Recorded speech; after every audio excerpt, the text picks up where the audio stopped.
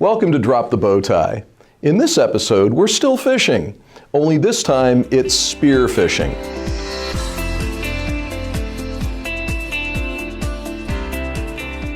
Again, I'm talking about phishing with a PH.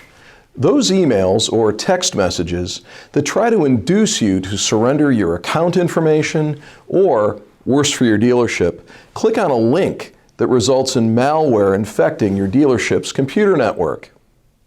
Our last episode focused on what I call broadcast phishing, indiscriminate emails or text messages that rely on volume as much as content for their success. But spear phishing is a different animal and more dangerous.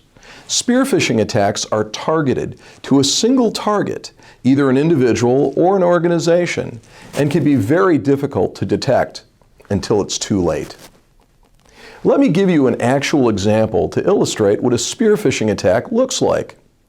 A few weeks ago, I was eating dinner in Texas with an actual IT professional whom you'd think would know better.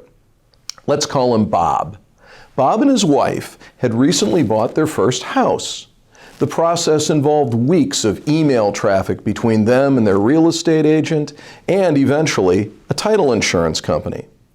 As closing drew near, Bob got an email that appeared to be from his real estate agent. In it, the agent reminded him of a recent email message wherein the agent informed Bob that he would need to either bring a cashier's check for the down payment to the closing or wire those funds to the title company's account. The agent then said that the title company preferred a wire transfer and provided the account information for the wire.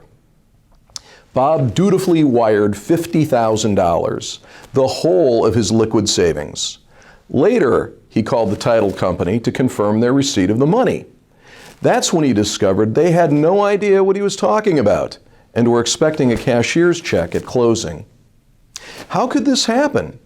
Remember, we're talking about spear phishing, where a particular individual or organization is targeted with a convincing attack.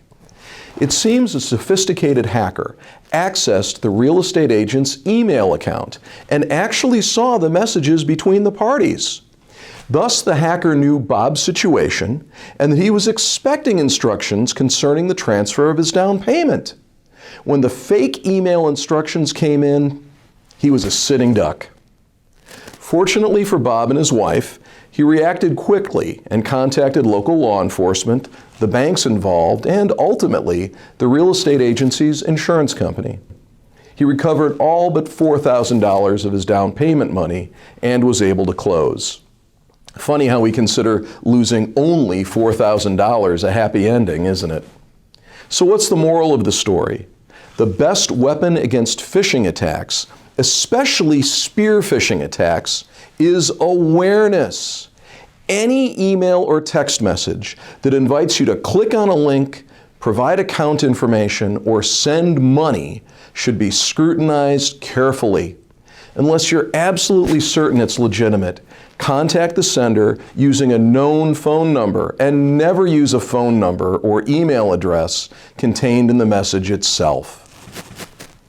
All phishing attacks can potentially expose your dealership to malware that corrupts its computer network or mines the data in its DMS without you knowing it.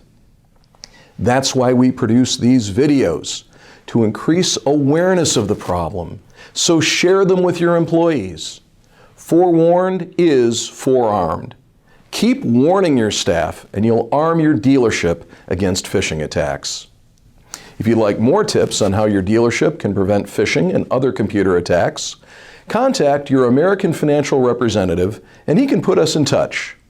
As an American Financial dealership client, most of our services are provided at no additional cost to you or your dealership. For Drop the Bow Tie, I'm Jim Ganther. Thanks for watching.